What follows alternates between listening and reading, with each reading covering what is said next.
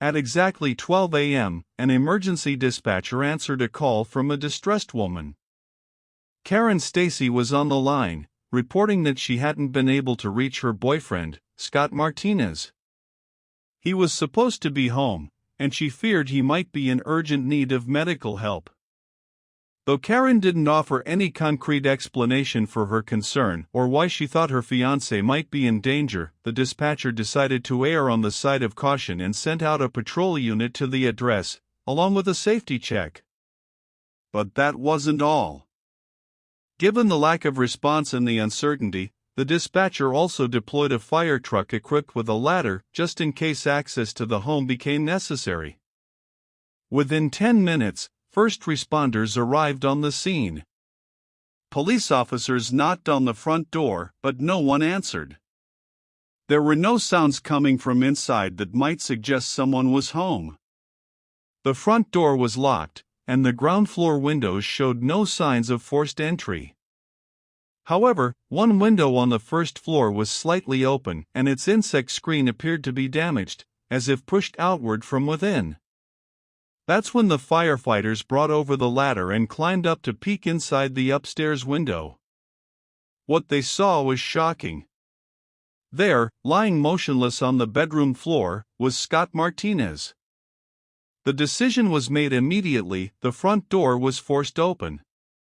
Police officers and firefighters entered the house and rushed to the upper floor. There, they found the lifeless body of the homeowner, lying on his back. Blood was everywhere. Realizing the scene might be a homicide, the team quickly withdrew to avoid contaminating potential evidence. Moments later, forensic investigators arrived. As crime scene techs examined the body, it became clear this wasn't an accident. Scott had multiple stab and slash wounds. Many were on his hands and arms, suggesting he had tried to defend himself. Other injuries were found on his legs, chest, and back. It looked like a frenzied, almost maniacal attack. The living room was drenched in blood, the walls, the floor, even the furniture were smeared with it. Blood trails on the carpet suggested Scott had tried to crawl for help before he died. An autopsy later confirmed that the killer had inflicted more than 30 stab wounds, along with numerous cuts. Then came the next grim discovery: a sword. Roughly 1 meter in length, it was lying next to the victim. It was completely soaked in blood. All signs pointed to it being the murder weapon. The force of the blows had bent the blade, a detail that revealed just how violently it had been used. It didn't take long to determine where the sword came from. The walls and shelves of Scott's home were lined with edged weapons. Swords were everywhere. Martinez was an avid collector. His collection was vast, expensive, and rare. Some items were estimated to be worth tens of thousands of dollars. This wasn't just a hobby. It was a passion. Investigators began to question the motive behind the brutal attack. There were no signs of forced entry. The doors had been locked. Had Scott let his killer in? Was this a robbery gone wrong? Someone after his rare swords or cash? That seemed likely, at first. Maybe an intruder broke in and was surprised to find the homeowner inside. A struggle followed, and the attacker grabbed the nearest weapon, one of Scott's swords, and struck. But would a thief really stab someone over 30 times with such force? That kind of frenzy didn't match a panicked burglary. It looked more like rage, or vengeance. Another detail added to the mystery: intruders caught in the act typically flee. They don't mutilate their victims unless they're afraid of being recognized. Scott Martinez was 47 years old. To his friends and family, he was known as a kind, decent man. While he'd had minor legal troubles in the past, most saw him as a dedicated father of 2 daughters, his entire world. Every weekend, Scott would spend time with his girls, planning outings, games, even camping trips. Their bond stayed strong into adulthood. They trusted him deeply. It wasn't common, especially after a divorce. But Scott managed to stay close, despite living a life full of contradictions. He was also known as a ladies' man. He had a reputation for juggling multiple romantic partners, often dating women who already had boyfriends or husbands. This web of relationships was tangled and dangerous. Back at the crime scene, police continued their search. Every stain, every trace could be crucial in finding the killer. One discovery raised hopes: blood in the bathroom. There were smears on the sink and toilet. Investigators suspected the killer had cut himself during the attack, something that happens often in stabbing cases. Blood is slippery. A hand can slide off the grip of a weapon, injuring the attacker. It looked like the killer had gone to the bathroom after the crime, possibly to wash up, and had used toilet paper to wrap the wound. He might not have realized he'd left behind key evidence. Crime scene techs also found blood on the window, the same one firefighters had used to look inside. The mesh screen was damaged. Below the window, they found a blood-stained piece of toilet paper, likely dropped as the killer made his escape. DNA from the crime scene, including from the toilet paper, was sent to the lab. In 2006, forensic technology was good, but not yet advanced enough to always deliver results. Samples were uploaded to CODIS, the national DNA database, but no matches came back. That meant the suspect had no prior convictions. As detectives canvassed the neighborhood, they got their first real lead. Several neighbors mentioned seeing a yellow Volkswagen Beetle parked outside Scott's home around the estimated time of death.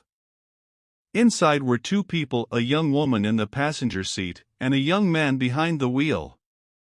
Witnesses saw them leaving the house, but nothing seemed suspicious at the time. No one remembered if Scott walked them out, or if they locked up before driving off.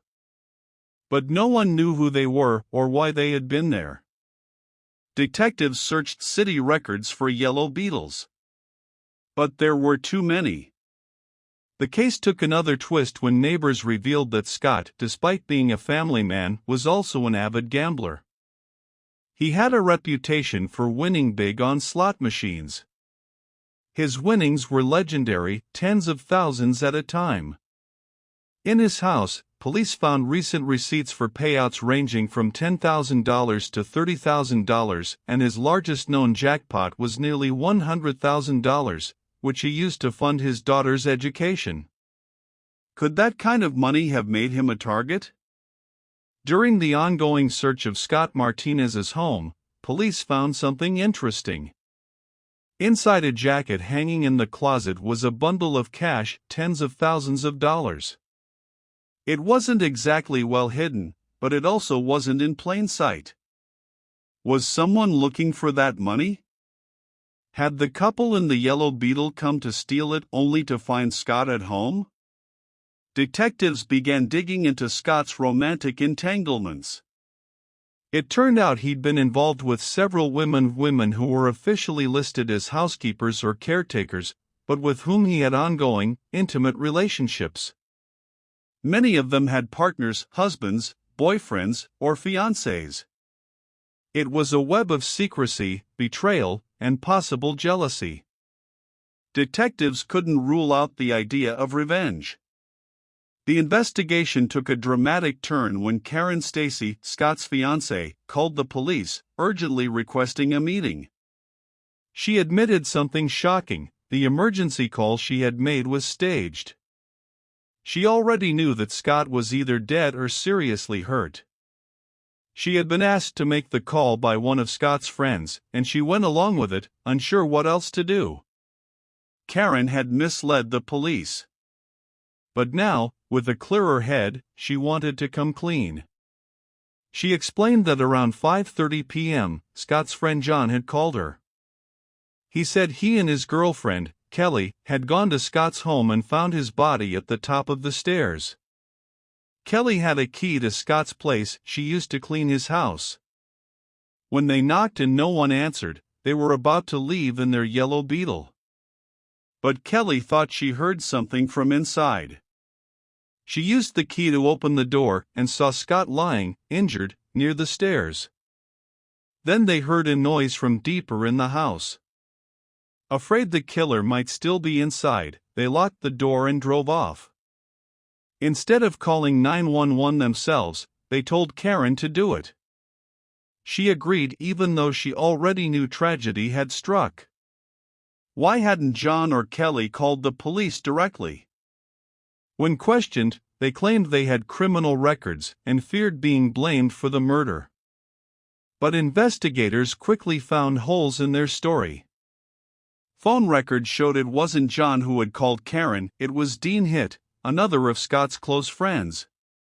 Dean had spoken with John first, then encouraged Karen to call the police. Had all three of them conspired to cover something up?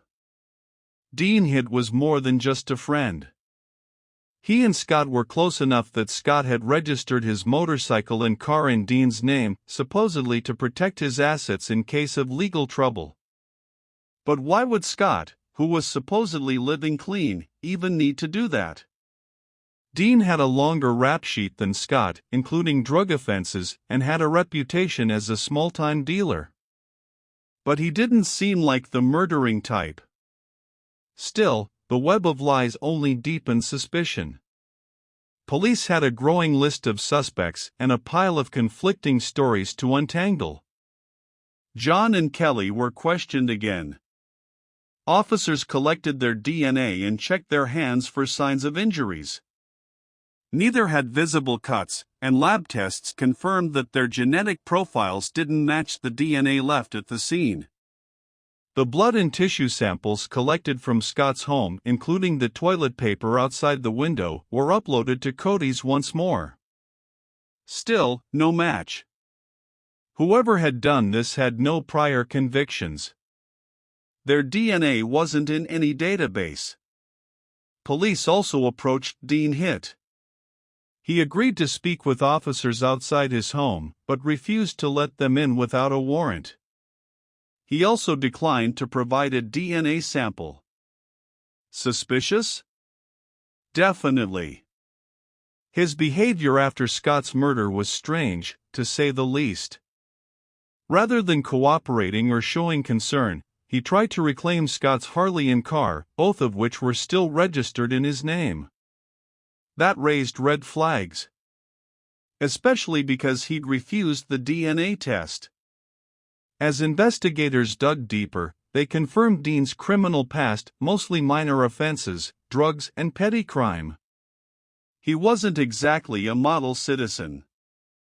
But still, he didn't quite fit the mold of a killer.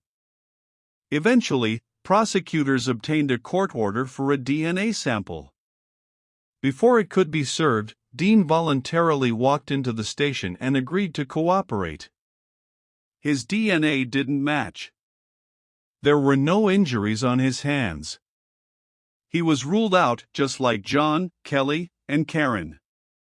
A full year passed since Scott Martinez's brutal murder. Then another. No new evidence. No fresh leads. Eventually, the case was shelved. For 10 long years, it sat unsolved. In 2016, the cold case files from La Mesa landed on the desk of a seasoned detective from the Unsolved Crimes Unit. Forensics had evolved significantly in the last decade. Cody's had grown, new tools had emerged. They retested the samples from the Martinez crime scene. Still no match. Detectives interviewed old witnesses again, family, friends, and neighbors. Then, in 2018, science made a breakthrough. A new method of familial DNA matching became available, one that could identify relatives of a suspect based on genetic markers. Across the U.S., people were sending DNA to genealogy companies, hoping to trace their roots or find famous ancestors. And sometimes, they uncovered criminal connections. 12 years after Scott's murder, investigators uploaded the unknown killer's DNA to a public database. Within hours, two names came back: Rick Colden and Zach Boney. The first seemed like a dead end. Rick had no ties to Scott, lived far away, and had likely never met him. But Zach? That was different. Back in 2006, Zach Boney had lived in La Mesa. He'd been dating Adela Rao, one of Scott's housekeepers and secret lovers. Police remembered Adela from early in the investigation. She had claimed she merely cleaned for Scott. She had returned her keys and was quickly forgotten. But now, that detail took on a whole new meaning. She had keys. There had been no break-in. And Zach knew all of this. Detectives dug deeper and found Chuck Barnes, a mutual friend of both Scott and Zach. In 2018, Chuck confessed something important. Zach had known about Adela's affair with Scott. He also knew that Scott kept cash in his house, big money from gambling wins. According to Chuck, Zach may have planned a robbery using Adela's key. But he hadn't expected Scott to be home. When the two men encountered each other, a fight broke out. Zach grabbed one of the swords and attacked violently. As John and Kelly approached the house, he fled. Police tracked Zach down to Oregon, where he worked at an airport repairing jet engines. They began surveillance. One day, Zach tossed an empty beer bottle into a public trash can. That was the opportunity they needed. They collected the bottle and sent it for DNA testing. But the sample didn't match. Two possibilities remained. Either Zach wasn't the killer, or someone else drank from that bottle. Prosecutors weren't taking chances. They filed for a search warrant and a court-ordered DNA swab. On January 10, 2019, Zach Boney was arrested and charged with the murder of Scott Martinez. His DNA matched perfectly with the samples collected at the crime scene. But Zach had a story of his own. He offered a plea deal. Said it was a crime of passion, a heat-of-the-moment killing driven by betrayal. He claimed discovering the affair had pushed him over the edge. And the prosecution agreed. They didn't want to risk losing the case if the jury bought his version of events. Zach was sentenced to 12 years in prison, but with the possibility of parole after just 6. That means he could walk free as soon as November of this year. To this day, no one can say for sure what truly motivated the murder. Was it jealousy? Greed? Revenge? The evidence suggests it was all of the above, a storm of emotions and opportunity, ending in 30 fatal stab wounds. 12 years might not feel like enough. But Scott's family accepted the sentence. They chose not to appeal. Thank you for listening to this episode, even though my voice is barely holding up. Our next case drops this Thursday at 8 p.m. Until then, stay safe and take care. Headphones, see you next time on Real Crime Stories.